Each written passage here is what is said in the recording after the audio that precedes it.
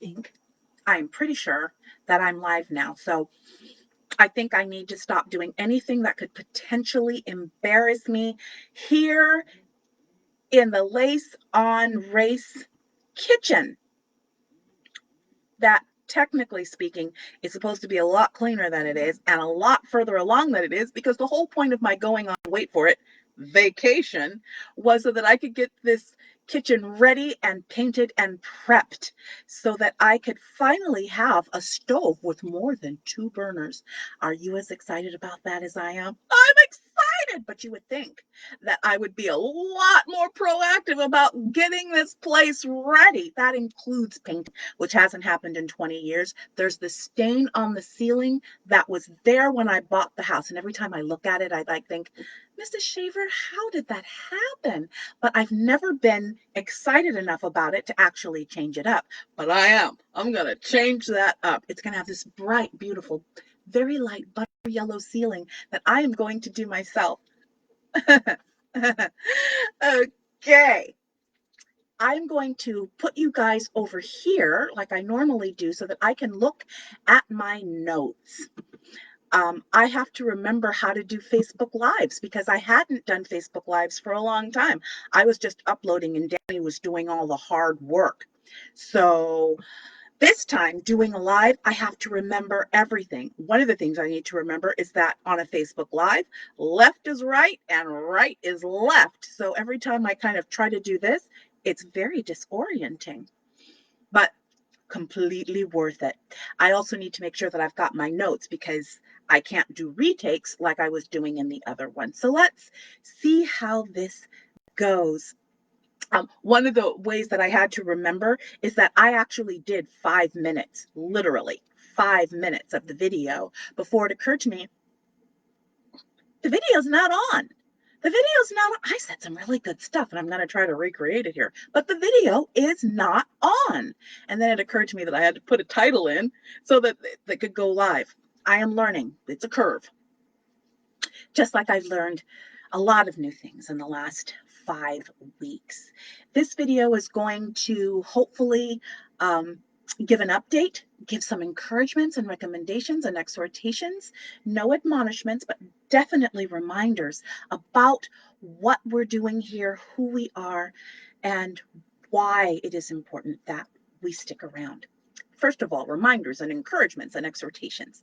For those of you who are in the bistro, a few things. There are two cohorts of people right now in the bistro, people who are already seated in the bistro, and I'll get to you in a minute. But for those of you who have registered for the bistro and are going, I registered. How come I'm not in the bistro yet?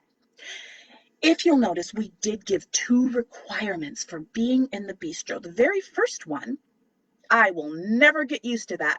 This is my right hand. It's killing me. The very first one is that we need to have a picture, not a cartoon, not a picture of your dog, not a picture of the sunset in Ocean Beach. As beautiful as it is, we need to see your mug.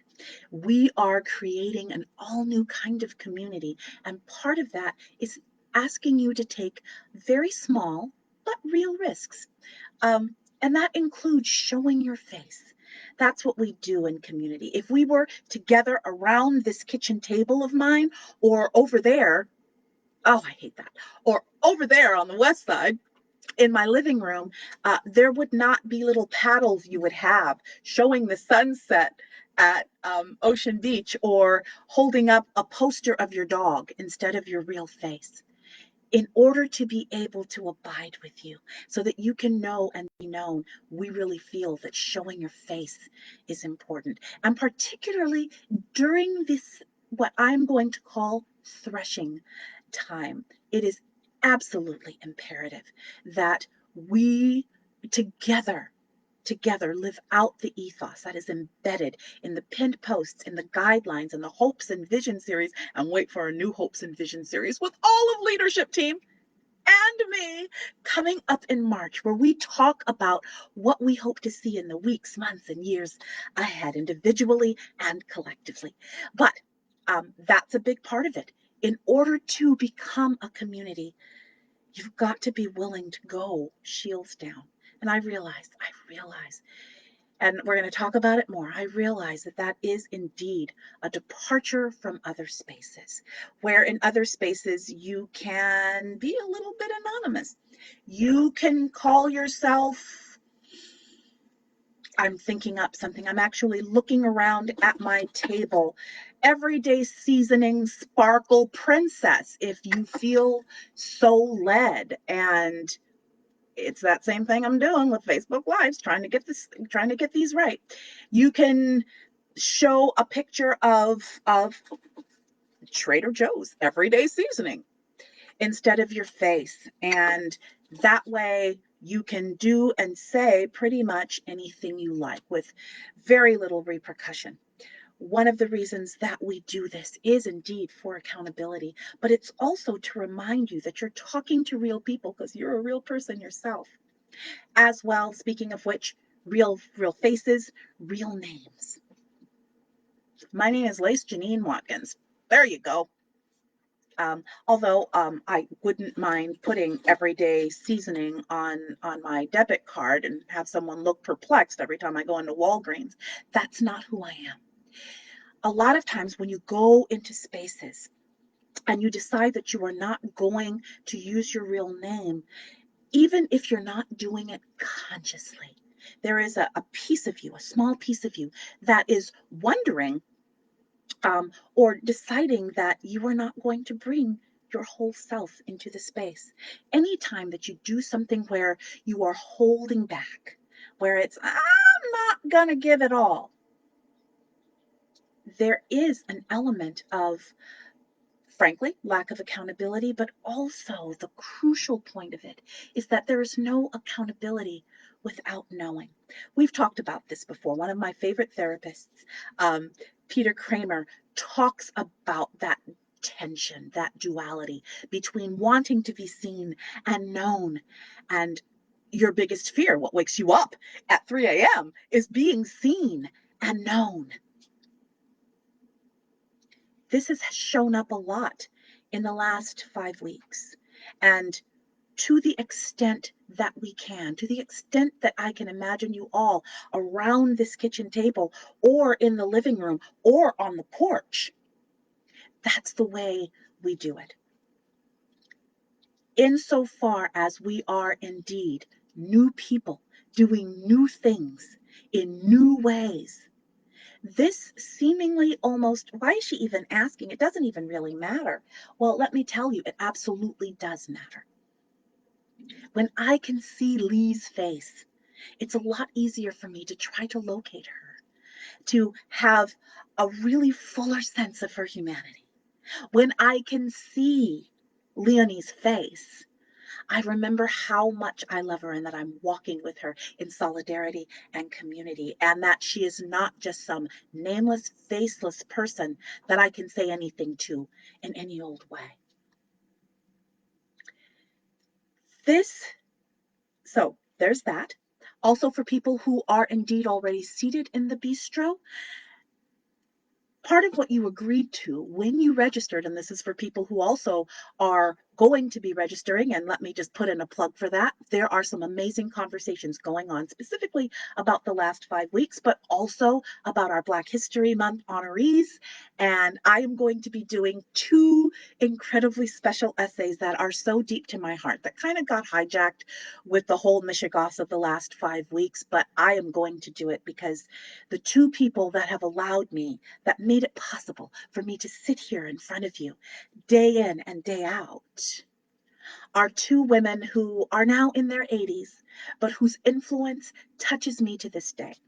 My third and fourth grade teacher, Doris Thomas, and also a woman that you guys have heard a lot about, Catherine DeBose.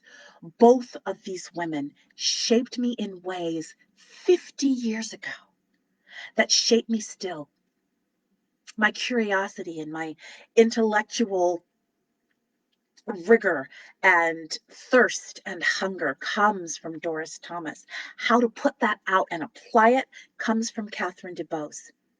And both of them gave me things that I hold still. One Doesn't matter how much you know. Doris Thomas made sure that this noggin had what it needed and that the weirdness was encouraged. And that we talk about weirdness being encouraged now in the 21st century, but 50 years ago in 1970, she was absolutely revolutionary. This is a really odd child. How can I nurture that? And she did. She would find books from her own library and give to the third grader and then ask me about them. I'll tell you about it later. She's just amazing. Just amazing. And without Doris Thomas, there would be no Lace on Race. Without Catherine DeBose, there would be no Lace on Race. And I'm going to be challenging you to find people in your own life that, absent these influences in your life, absent people that you wanted to emulate and inculcate, who would you be? Where would you be? So, to the people who had been talking about wanting to be in the bistro, and those of you who are in the bistro, you made a promise to yourself and to the community that you would show up in the community and that you would pop your head up out of your hole and allow yourself to be seen. So far, a good percentage of you have done that. But for those of you who have not, I would like to gently remind you of the commitment you made to yourself and to the community to show up in real ways. And absent looking at the metrics, I don't know if you've shown up. I know if you've shown up, if you show your face in discussions, if you do the regular norms, making a comment and responding to two other people, those norms still apply in the bistro. In fact, they're even more important in the bistro. Those norms still apply on the page as well. I am seeing a lot more reacts. And part of this is because we have gotten some new people because of all the Michigas of the last 5 weeks. And I've had to kind of figure out how to locate you. Some really want to see whether or not I am as terrible a person as people have said. And so they're kind of checking me out, kind of hoping I'm a decent actor, or maybe hoping I'm not.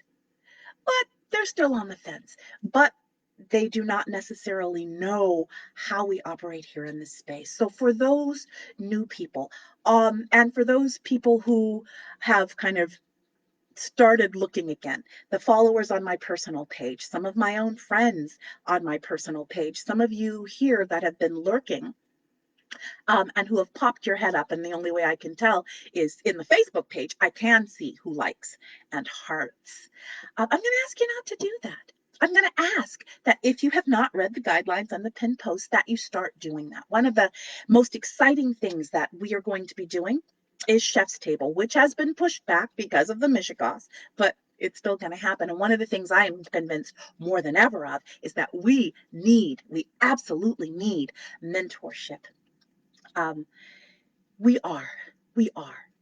To all you new people, to people who are intermittent and sporadic, and even to those of us who have been here a while but haven't really internalized this yet. I want to make sure that you know we are new people doing things in new ways, new people doing new things in new ways. That means that some of the conventional wisdom that you see in other spaces, some of the orthodoxy that you see in other spaces, won't fly here. There is a reason why I began this space 3 years ago. It was to be able to have some of my theories and precepts and principles out there without other influence, but also it was because of the relational piece and because there were things that I really felt could be done, if not better, then certainly differently. Our goal, our North Star, and I remember because every single time I do a video, I am contractually obligated to say this, our North Star, to lessen and mitigate the harm endured by Black and Brown people perpetuated by white supremacy and white people. That is why we get up in the morning. That's why I hope you get up in the morning. And so because of that, it is absolutely imperative that you know who we are about.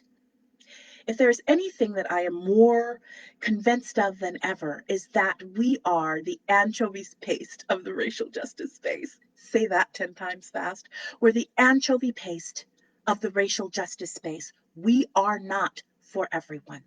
And that is one reason why I am not at all super um, concerned about the 60 or so people who have left us in the last 5 weeks or so. It has been mitigated by people who have shown up, either shown up in more durable ways or have also kind of done sort of the looky-loo rubbernecking. Who is this woman? Wow. What does a cult leader look like? Well, I'll tell you what a cult leader looks like. She looks like someone who doesn't really know how to do eyeliner, slightly pudgy, wearing a really nice brown shirt that she got on clearance at Target. Always look at the clearance racks at Target. You will be amazed. $7. I've been living in it. But for those people who go, wow, she is saying something different. Maybe I'll listen in. Maybe I'll see what she's about. No secrets. No secrets. I show my cards. If you read the guidelines, if you look at the pinned posts, you are going to absolutely know who I am. The only question that you will have is whether or not I am the pudgy chick that I say I am. That's a determination. That's a determination and a discernment that only you can make. But the only way you're going to be able to make it is if you stick around and if you read and if you watch me engage. I lay it out on the field, guys, for better or for worse. It's all here. This is what you get. Fake hair, real heart, real commitment, real ethos. It's like I'm kind of overcompensating for the fake hair. Everything else has got to be super authentic. Oh, yeah, and the eyeliner. I did that for y'all. Actually, today when I was supposed to be on vacation, I'm supposed to be doing a self-care act every day. And one of the things that I did was I did a makeup tutorial. It was so fun. The woman that I followed was so funny and engaging. And it's like, I want what she's got, which included a modified wing eyeliner. How did I do? All of this to say is that just like I was talking about Catherine DeBose and Doris Thomas, I am arrogant enough to think and to feel deeply that there's enough of me that someone might want to emulate and follow along to, because that's how we learn. I can give you dry precepts, and you can get that in any one of 1,000 spaces. Let's be real clear about this. The stuff that I give you in terms of intellectualism, in terms of history, yeah, a quick Google search will give you what I give you. So have at it. But that's not, I mean, we've talked about the bait and switch before. Bring you in on race, keep you here on relational ethics. We've had some real decisions to make as to whether or not this stuff was going to stay head-based and kind of academic and intellectual and detached, or whether or not, when the chips were down, whether or not you were going to live it out. We've talked a lot about getting it in, getting it in, getting it in. And a lot of you have gotten it in, gotten it in, gotten it in. I can imagine a bunch of notebooks, yellow notebooks with all of the lists, all of the guidelines. You can almost say them by heart. But then live it out, live it out, live it out, even when it's hard. Even when it's like, oh, I did not see this scenario coming. And I can imagine that you didn't see this scenario coming. A person of color coming at a black woman and what to do, what to do. I understand that a lot of you guys went on tilt. I also understand, frankly, that a lot of you all were spoken to. I can't control that piece. The only thing that I can control is who I am on a day-to-day basis and what I give to you, who I know I am, that hopefully you see, and whether or not the instruction and the exhortations that I give you are worth listening to and internalizing. And I am not the woman that can answer that question for you. Only you can. In a way, this sort of turbocharged some things. As we move away from Facebook, except in terms of advertising, promoting what's on the website and keeping the takeout window open. The real work is going to be done on the website and not on the Facebook page. And we knew that out of 7,000 of you, that there wasn't going to be a mass stampede over to the website. As you all know, and for what we've gotten some flack for, we are now an official organization with papers and everything, the Lason Race Center for Racial Equity. And I am its interim executive director, which you would think would make me a lot more official sounding, but it doesn't. I'm still me. But the interim executive director has some goals, and they're actually pretty modest. I want 1,000 of you out of 7, this is modest. I want 1,000 of you seated in the bistro by the end of 2022. And that means we need to give you engaging content and reasons for you to move over there and show up like gophers and show your head and show your faces and engage in ways that are deeper than you might have done in Facebook. At the bistro, there's not going to be a lot of lurking, and we are going to reserve the right and the responsibility to you to remind you that there's no lurking. And for those of you who are eventually seated at Chef's Table, which, by the way, one of my greatest looking forward to things in March is that I am going to get to specifically speak to and abide with in person in a Zoom chat every single person that wants to be seated in Chef's Table. I want you to know exactly what you're buying when you're seated there. Deeper engagement, deeper responsibility, the idea that it is okay and that you actually are not only willing to be, but eager to be mentored and then in turn mentor someone else. So let's go back to the bistro. For those of you who are in the bistro, you need to get over there. I know how many people are there. It's a good number. It is not, it should be a 1-to-1 ratio, and it isn't. We are doing some tough work there. We are talking about what happened over the last 5 weeks. And I'm going to give a reflection that is going to be posted to the page as well as to the website. But we are going to have the deep discussion as to what that means on the website. We are also having deep discussions about what it looked like to not necessarily agree and what it means to be in support of a community and a space, and to me personally. What support looks like, what you can and cannot do with integrity. What is the difference between having your own thoughts and marching in lockstep with a cult leader? I've said this before. There, and once we get to Chef's Table and even in the bistro, there is lots of room for diversions of opinion. I like diversions of opinion. It's what keeps my motor running. It makes it literally, it makes me go a flutter. I don't want you just swallowing my fish whole. And that makes me a really, really, really bad charlatan cult leader. No, I want you wrestling with it, wrestling with the material, wrestling with me. And there's one community member who we went a few rounds. We're still at it over in the bistro, and that's awesome. We're actually doing our very first washing up. And also in the bistro, we're doing something that we never did before. We actually popped out part of the conversation that we have in leadership chat, specifically about this issue, so that you can see how our wheels turn, so that you can see how the sausage is made. You all know that we think about you daily. I can close my eyes and think about the people that have shown up regularly, and I know what their progress is. I know how things have changed. It makes my heart not just flutter. It makes my heart grounded and so warm. And we do. When there's a particularly lumpy crossing, I don't do it alone. I do it with my trusted staff and leadership team.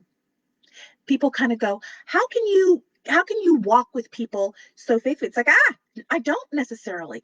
I do get activated. I do get triggered.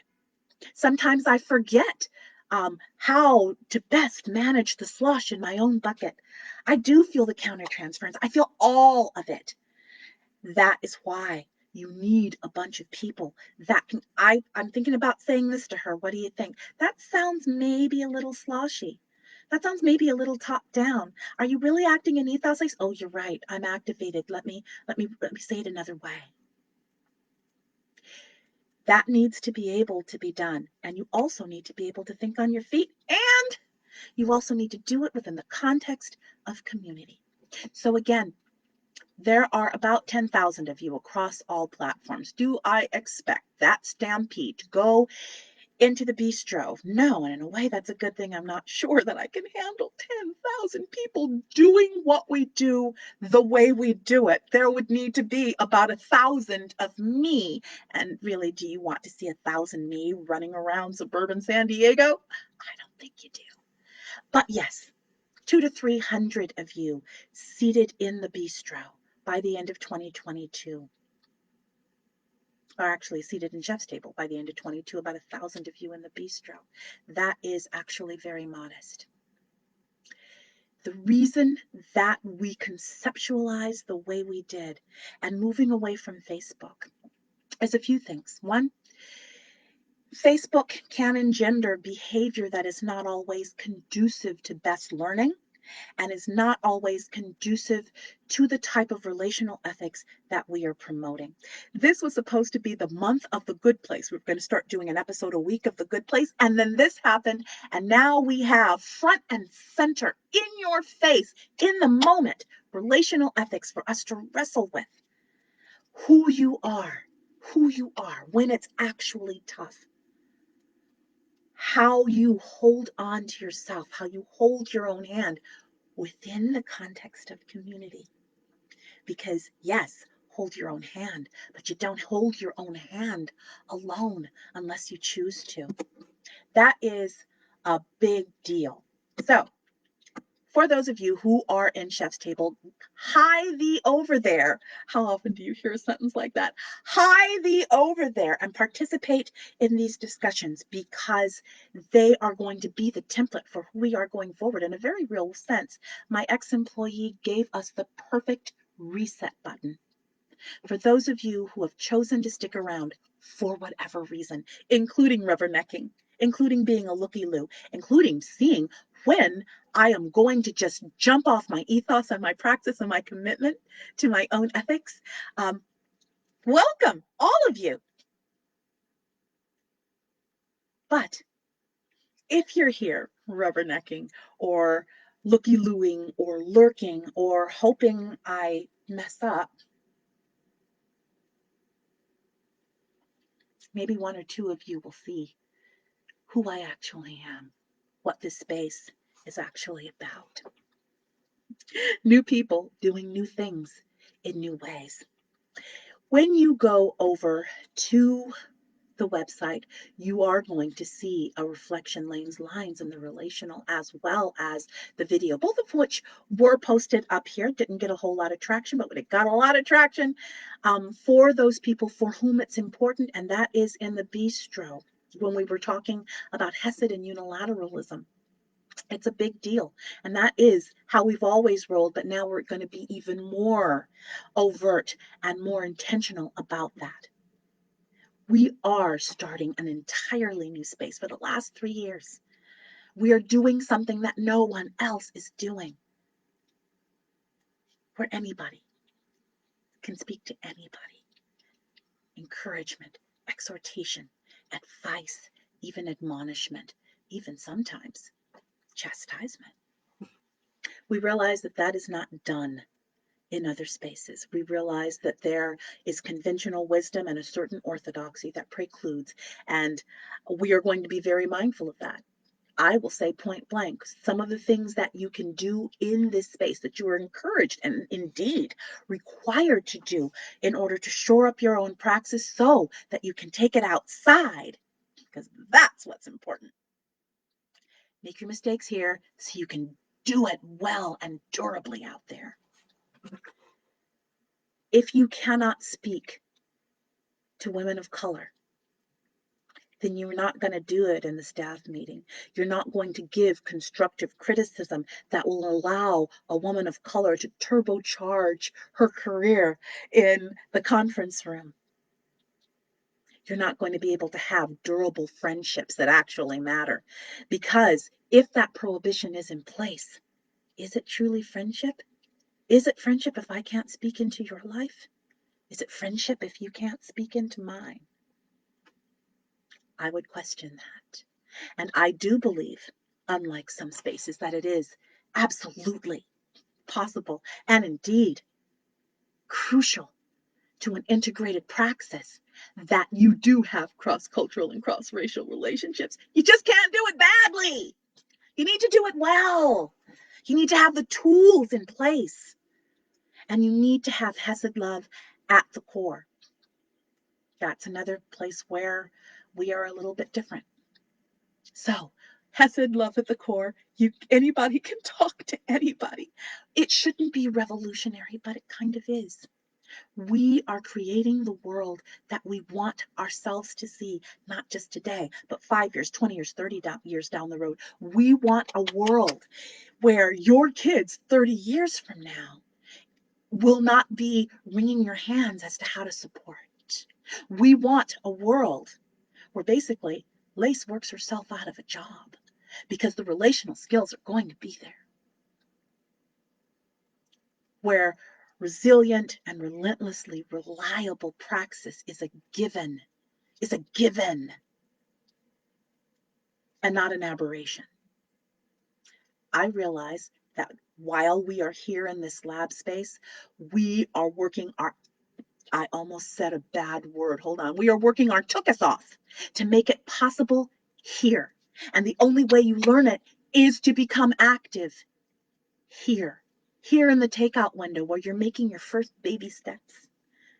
And where hopefully we're treating you gently and well, but durably and with accountability.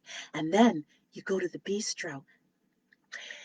One of the conversations that we had about the bistro that you'll see when you get there is that one of the community members were talking about the conceptualization. And it's like, well, the reason I didn't speak up 5 weeks ago is because I was just a diner.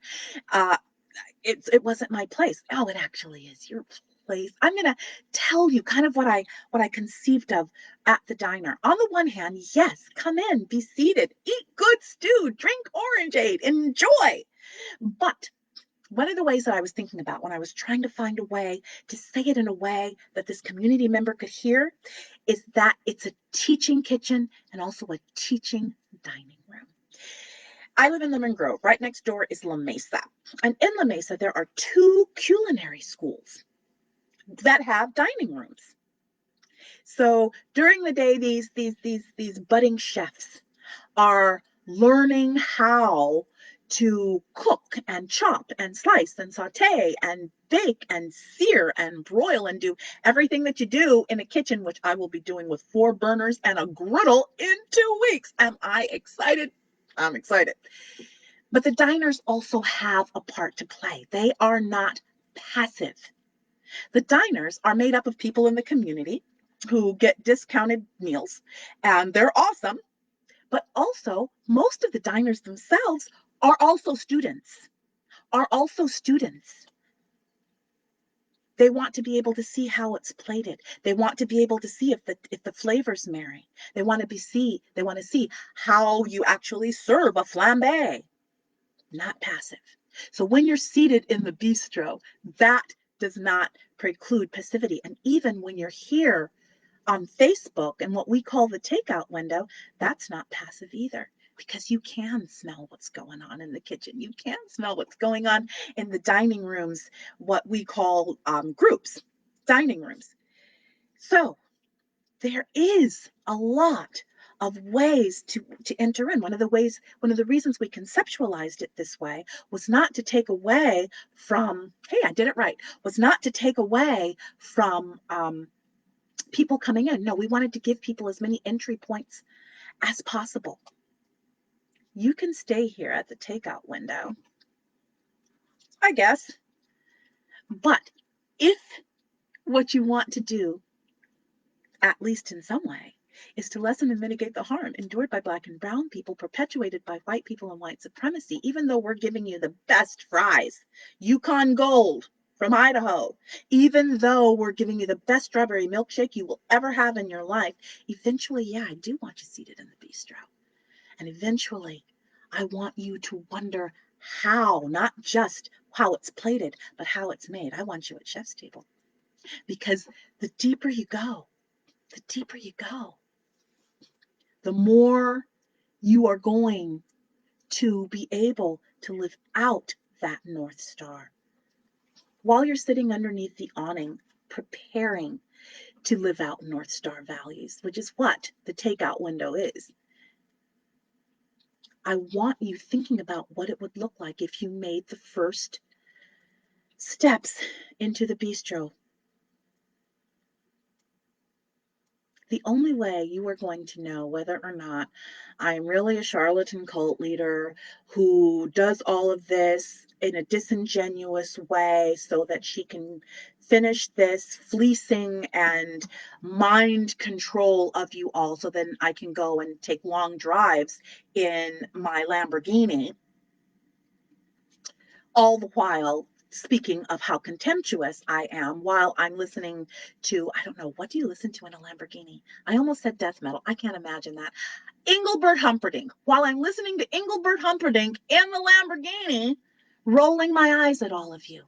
If that's who you think I am, then there needs to be a lot more than 60 of you who go. There's no way that you are going to be able to get and to accept, oh, this is killing me, to get and to accept some of the precepts and the guidelines and some of the techniques and the methods that we offer you here without assuming, if not the best of me, certainly not the worst. But I'm okay if you wind up thinking the worst, but only after you see what I'm about. To go and take someone else's word for it is both intellectually and relationally lazy. I'm right here. I answer every message. I read every single comment, every single response. You get to decide whether or not I'm a woman worth following. You get to decide whether or not this space deserves, and I'm using that word with intention, deserves to be here. Believe it or not, even though we've done 2 asks this month, my ex-employee did actually make a mark. Our revenues are down by 50%. That does not mean we are going to be closing our doors, but that does mean that you guys need to stop exploiting the fact that y'all know that no matter what happens, we're not going to close our doors. To the extent that the mishegoss that happened, and I'm going to say this bluntly, to the extent that the mishegoss happened has given all of you nice white women an excuse to bail. And it kind of has. Then she was incredibly effective. But don't for a moment think that you're withholding unless it is going to another group, and only you know whether or not it is, and it probably isn't. One of the things I said about that ex-employee is because she had such strong critique of both me and the organization and the method and the ethos that we encourage here, is that she's welcome to build her own space with her own ethos, with her own method. And if you truly feel that her method and her ethos and her character are worth following and leading, oh my gosh, I encourage you to do that. Although I will say this, if you were going to have a problem with the way that I make a chocolate mousse, maybe it's a good idea if you know how to make the chocolate mousse. Then you can critique it. Why is she using semi-sweet? I would use milk chocolate. The way that she does it in the pan, I'm not sure. 350 or should it be 400? And do you torch it on the top? But you guys get to see whether or not the stuff that I'm turning out in my kitchen is worth eating and internalizing and living out or not. And if you decide it is not, then we're going to take it to the next level. Find someone who is. Like I said, it is not enough to say, not lace, and then you let it drop. That is lazy and disingenuous, and it does nothing to lessen and mitigate the harm to brown and black people perpetuated by white people and white supremacy. It was just your excuse to bail out of the car. So if you are bailing out of this car, whether in terms of following me, whether in terms of being in community, or in terms of withholding or continuing your financial support, if you are going to do that, then you find another car, which most of you have not done. 5 weeks ago, I was gobsmacked and feeling a little bit on the ropes.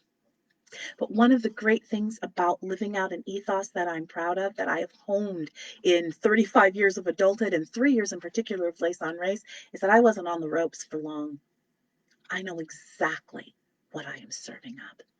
And I am incredibly proud of it. I am incredibly proud of the leadership team that has walked with me day in and day out. I hope that the 60 or so people who left over this last month have just a little piece of me in them, and that they are actually, whether or not they want to ascribe that to me or credit that to me, that they are living perhaps a little bit better in service to North Star than they were. And I hope that it's durable, and I hope that it sticks around. To the ex-employee who left, I wish her nothing but the best. To the 2 board members who also left a week after we signed the papers, I wish them the best. But we still have a job to do. And we're going to do it. Because the reason I wake up in the morning is because of those brown and black people who are being negatively affected by white supremacy and white people every single day. Every single day. I remember 3 years ago, when I was not sitting at the kitchen table, I was sitting in the dining room table, and I pressed, boom, submit. And I said, if I could reach one person, I said this to the universe, if I could reach one person, this would be a successful project, a successful experiment, a successful venture. On that level, it has absolutely been a success. Except here's the thing, I got greedy. Our method works. Our ethos works. The way that we do community works. Not for everybody, because I am asking more and differently of you than any other space out there. I have looked and looked and looked. I have gone on the internet. I have searched through Facebook. No one else is doing what we do the way that we do it.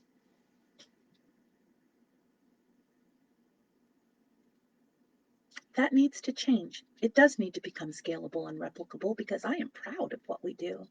But for now, if this is not something you can do, I get it. But don't hold the rest of us back. And for those of you on the fence, you need to make some choices.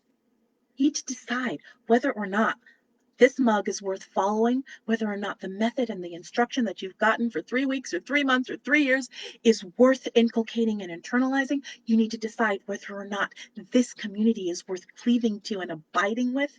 And then you either need to buckle up in the car, or you need to get out of this one and you need to go to another one. And for those of you who have decided to get out of the car, not that many, but there are some, I hope you continue to do the work in ways that work for you, because after these 5 weeks, if all you do is bail out of the car and file your nails at the rest stop, you can say whatever you want to about my praxis and my character, but you also need to look at your own. I love you all hard. Took a lot longer than I thought. See, here's the thing about lives. They wind up taking longer because I meander. The thing about the ones that I'm doing now where they're not live, I can kind of stay tight. But there's a lot that needed to be said. Let me make sure that I got everything. We also did that. We also said that. Names, we already talked about that. Profile picture and real names, we already did. So for those of you who are in the bistro, get off of this video and go to the bistro. For those of you who have registered for the bistro and wonder why you haven't been approved for that yet, check out your name, check out your profile picture. We want to seat you as fast as we can. For those of you who are waiting to be in some of the restricted groups, one of the things I'm going to do during my vacation is to make sure that the 4 groups that I'm responsible for, that I have seated as many people as possible. And we're going to start really, really going hard on that. Black diaspora, BIPOC, helping professionals. And there's one more that is escaping me, but I'm responsible for 4, and I'm going to pick that ball up again. For those of you who are not in the bistro yet, I encourage you, to the point of directing you, to get there and register, because that is where the work is going to be going forward, the work that you have said that you wanted to do. One of the things about Charlotte and Cult Leaders is that, they're not just compelling, they are also sort of edict making. I'm not making an edict. I am just reminding you of who you said that you wanted to be when you joined this space. If you've been here longer than 20 minutes and you're here with intention, then that also sort of means that you actually want to do this work and do it well, and you will do this work and do it well in the bistro. For those of you at the takeout window, trying to figure out whether or not you want something more than the Yukon fries, try us out. To all of you, I am going to be doing a personal reflection. I'm also going to be in the bistro with those crucial conversations that we're having with community members.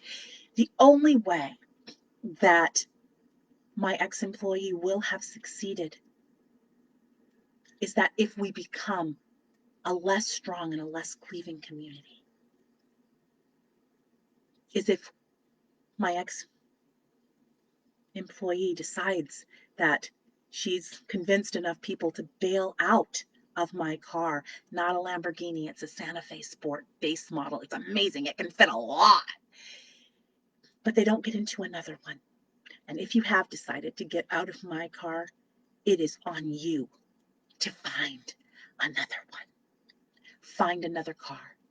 Find someone and a principle and a method, an instruction that you can go the distance with. Do not use this as an excuse or a proxy to walk back your commitment to lessening and mitigating the harm to Black and brown people. Otherwise, yeah, she won. If you want to hang out with me, I've got the coffee ready. I've got the teapot boiling. I've got about 20 different kinds of teas. Let's keep walking. Stay tuned.